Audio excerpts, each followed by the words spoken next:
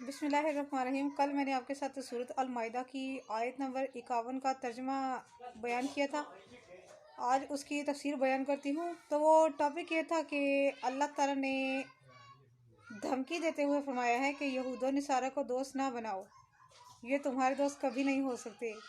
وہ آپس میں ایک دوسرے کے دوست ہیں۔ مسلمانوں سے بغض ان کے خون میں پایا جاتا ہے، ان کی ایک ایک حرکت میں، ان کی رگ رگ میں پایا جاتا ہے، حسد کی بنا پر، جیلسی کی بنا پر۔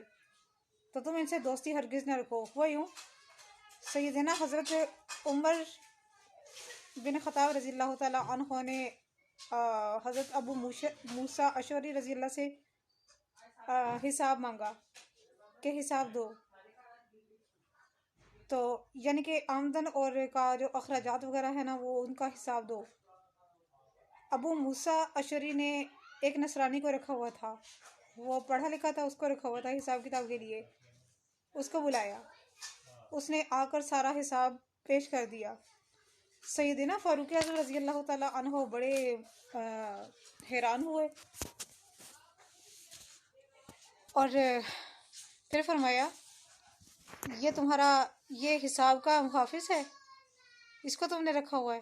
موسیٰ اشعری رضی اللہ سے فرماتے ہیں، انہوں نے کہا جی ہاں۔ پھر فرمایا، شام سے ایک خط آیا ہے، کیا تم مسجد میں پڑھ کر ہمیں سناؤ گے؟ تو ابو موسیٰ اشعری نے جواب دیا، یہ ایسا نہیں کر سکتا۔ آپ نے پوچھا کیوں؟ کیا یہ جنبی ہے؟ یعنی کہ وہ جو ہم لوگ ایمان والے مسلمان جو ہے وہ غسل نہیں کرتے، جنبی یعنی کہ ناپاکی کی حالت میں ہونا۔ سیدنا فاروق اعظم نے فرمایا، کیوں یہ جنبی ہے جو یہ مسجد میں جا کر ہمیں شام کا خط نہیں سنا سکتا؟ اس نے کہا نصرانی تھا وہ، اس نے کہا نہیں، میں وہاں داخل نہیں ہو سکتا، کیونکہ مسجد نبی میں مشرکین بھی داخل نہیں ہو سکتے۔ تو کہا نہیں، یہ نصرانی ہے۔ تو ابو موسیٰ اشعری رضی اللہ فرماتے ہیں، سیدنا فاروق اعظم رضی اللہ نے مجھے جھڑکا، زور سے بولے اور میری ران پر ضرب لگائی اور فرمایا، اسے نکال دو۔ اور پھر یہ آیت کریمہ تلاوت فرمائی، یا ایھا الذین آمنوا لا تتخذوا الیہود والنصارى اولیاء۔ ان کو پتہ چل گیا کہ کسی طریقے میں بھی، یعنی کہ بزنس میں نے بہت ساری ایسی جگہ دیکھی ہیں، بہت ساری جگہ ایسی میں نے دیکھی ہیں جہاں پر غیر مذاہب لوگ وہ ان کے ہاتھ میں یہ سارا کچھ ہوتا ہے۔ اسپیشلی آپ کراچی کو لے لیجئے، وہاں پر بڑی بڑی سیٹوں پہ کمپنیاں، بہت ساری فیکٹریاں وغیرہ کراچی میں ہوتا ہے، انڈسٹریل ایریا وہ ہیں۔ وہاں پر میں نے ٹوٹلی میں نے وہاں پر غیر مذاہب لوگوں کو اور یہودیوں کو، اور یہ کچھ مسلمان بھی ہیں، لیکن یہ کہ وہاں پر زیادہ تر غیر مذاہب لوگ ہی پائے جاتے ہیں۔ سری لنکن ہو گئے، اہل کتاب ہیں، ان میں سے یہود و نصرانی ہیں، یہ والے سارے وہاں پر پائے جاتے ہیں۔ تو خیر، کسی کی دل آزاری کو فائدہ نہیں ہے۔ تو فاطر الذین فی قلوبہم مرض، یعنی جن لوگوں کے دلوں میں شک و شبہ اور نفاق ہے، انہیں آپ دیکھیں گے کہ وہ پوشیدہ طور پر اور کھلے بندوں یعنی یہ یہود و نصارہ کے ساتھ دوستی اور محبت کے روابط قائم کرنے کے لیے لپکتے ہیں، اور اس دوستی کا جواز یہ پیش کرتے ہیں کہ ممکن ہے کہ کل کو حالات خراب ہو جائیں تو ہمارے پاس کوئی پناہ کے لیے جگہ ہونی چاہیے۔ سورۃ المنافقون 28ویں پارے میں ہے یہ۔ اس میں وہ ٹوٹلی ایک بندے کے بارے میں اس کی نسل آج تک موجود ہے، یہاں پر ہے، موجود ہے، اس کی نسل چلی آ رہی ہے۔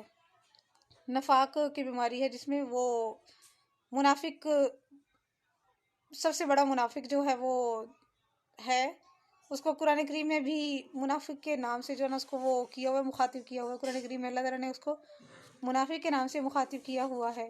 اچھا، ہوا یوں کہ نبی کریم صلی اللہ علیہ وسلم کو جب یہ بات پتہ چلی तो उन्होंने उससे पूछा, तो कहने लगा, या रसूल अल्लाह, हालात कभी भी ख़राब हो सकते हैं, तो हमारे पास कोई पनाह के लिए जगह होनी चाहिए।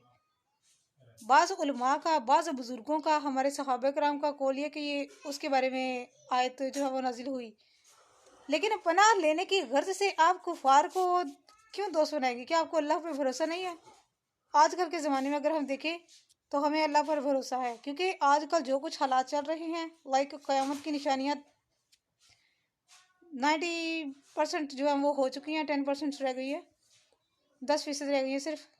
तो हमने माना कि इनके पास वो हर तरह की वो उनके पास हैं, वो मरीख पे जाने के, पता नहीं कहाँ कहाँ जाने के वो लोग कर रहे हैं, प्लान्स कर रहे हैं, लेकिन हम यहीं पर रहेंगे इंशाल्लाह, और हमें अल्लाह काफ़ी है, वही हमें महफूज रखेगा। और बाकी कोई नहीं, अल्हम्दुलिल्लाह हमारे ईमान मजबूत है, हम तो हाजिर हैं, जैसे अल्लाह की रज़ा हम उसकी रज़ा में राज़ी। हुआ यूँ कि अल्लाह ताला ने फरमाया है कि अल्लाह ताला मुसलमानों को कामिल फ़तह अता फरमाएगा और इनका सिक्का चलने लगेगा, या फ़तह की कोई और सूरत पैदा कर देगा जिससे यहूदों ने सारा मगलूब हो जाएंगे। और फिर जो मुनाफिकीन है हमारे अंदर, मतलब जो मौजूद है आजकल के ज़माने की मैं बात कर रही हूँ, ये भीगी बिली, ये अल्लाह ताला के कलमात मुबारक है जो मैं आपको सुना रही हूँ, ये अल्लाह ताला के ही अक़वाल है, ये अल्लाह ताला ने फरमाया हुआ है। तो ये भीगी बिली बने हुए होंगे और निदामत के आंसू बहा रहे होंगे, इनके सारे के सारे अमाल अकार जाएंगे, यानी कि ज़ाया हो जाएंगे, इनको उनका कुछ सिला नहीं मिलेगा, और वो उस दिन बहुत बड़े नुकसान में होंगे। अल्लाह ताला इनके नफ़ा का पर्दा चाक कर देगा। मुसलमान ताज्जुब करेंगे, और यानी कि हम लोग ताज्जुब करेंगे और कहेंगे कि ये तो अपने आप को ये तो अपने आप को बड़े वो कहा करते थे कि हम अल्लाह की कसम हम लोग बड़े ईमान वाले हैं, अल्लाह की कसम हम तो सीधे रास्ते पर हैं, अल्लाह की कसम हमारे पास दलीलें हैं। इनके पास कुछ भी नहीं है, ये सिर्फ और सिर्फ इस्लाम को मिटाने की नाकाम कोशिशें करते रहते हैं, और ये चाहते हैं कि अल्लाह के घर मसाजिद वगैरह बंद हो जाएं, ना चलें। देखे ना, ये कोई 2016-17 में वो अजान वगैरह का वो एक हुआ था कि अजानें नहीं दी जाएंगी, या स्लो आवाज़ में दी जाएंगी, माइक्स में अजानें नहीं दी जाएंगी। तो देखो इन लोगों ने फिर अपने घरों की छतों पर, जब ना किसी नमाज का टाइम था ना अजान का टाइम था, इन्होंने अजानें देना शुरू कर दी कि ये हुआ है हमसे। तो जाहिर है जब अल्लाह ताला के साथ पंगा लेने की कोशिश करोगे, अल्लाह के दुश्मन बनोगे, तो क्या अल्लाह आपको छोड़ देगा? अगर हमने यहूदा नसारा को दोस्त बनाया तो हमने गोया अल्लाह उसके रसूल के साथ जंग की, उनको बिजनेस में शेयर किया, जैसा भी किया, जो भी किया, हमने अल्लाह के साथ जंग की है। जाहिर है अब हम अल्लाह का हुक्म एक काट रहे हैं, तो बाकी क्या कसर रह जाएगी? हम इनको दोस्त क्यों कर बना सकते हैं? हमारे लिए मुसलमान ही काफ़ी हैं, और हम इंशाल्लाह मुसलमानों के साथ ही हम दोस्ती रखेंगे, इन्हीं को अपना बिजनेस शेयर वगैरह इनको जो है ना वो करेंगे। अल्लाह ताला ने मज़ीद फरमाया, यहूद नसारा के साथ अपनी दोस्ती का जवाज़ पेश वो लोग करते थे, अब उनका झूठ वाज़िह हो गया, और इनकी इफ्तरा पुरदाजी तश्त अज़बाम हो गई, और इनके सारे अमाल ज़ाया गए। बाज़ बुज़ुर्गों ने कहा है कि ये आयत करीमा 2 आदमियों के बारे में नाजिल हुई। ग़ज़वा बदर के दिन इनमें से एक ने कहा कि मैं तो फ़लाँ यहूदी, यानी कि वो जंग में जो है ना वो बातें कर रहे थे ये, कि मैं तो फ़लाँ यहूदी की पनाह ले लूँगा, और उसके आगे मैं यहूदियत का एहतराज़ कर लूँगा, मैं मान लूँगा कि मैं यहूदी हूँ, वो मुझे पनाह दे देंगे अगर हम ये जंग हार जाते हैं तो। नाम नहीं है उन लोगों के, वो लोग कौन थे, मुमकिन है कि वो जंग में भी शरीक ना हुए, अल्लाह ने उनको तौफीक ना दी हुई हो। लेकिन दूसरे बंदे ने कहा था कि मैं तो शाम की तरफ चला जाऊंगा, और मैं उनसे कहूँगा कि मैं नसरानी हूँ, मैं नसरानियत का इकरार कर लूँगा, इस तरह बच जाऊँगा। उनके बारे में नाजिल हुई। तीसरे जो हैं अकरमा रहमतुल्लाह अलैहि फरमाते हैं, ये आयत अबू लुबाबा बिन अब्दुल मंजर के हक़ में नाजिल हुई, जो रसूलुल्लाह सल्लल्लाहु अलैहि वसल्लम ने इन्हें बनो कुरैज़ा की तरफ भेजा। इन्होंने आपसे पूछा कि हुजूर हमारे साथ क्या सलूक करने वाले हैं, तो वो ज़ाहिर है उसने वहाँ पर जाकर कोई इस तरह की हरकत की होगी, उनके दीन उनके मज़हब का वो उन्होंने इकरार किया होगा। लेकिन हुआ यूँ कि उसने पूछा कि हमारे साथ हुजूर क्या मुआमला करेंगे, हमारा हशर क्या करेंगे? तो सहाबी रज़ी अल्लाह ने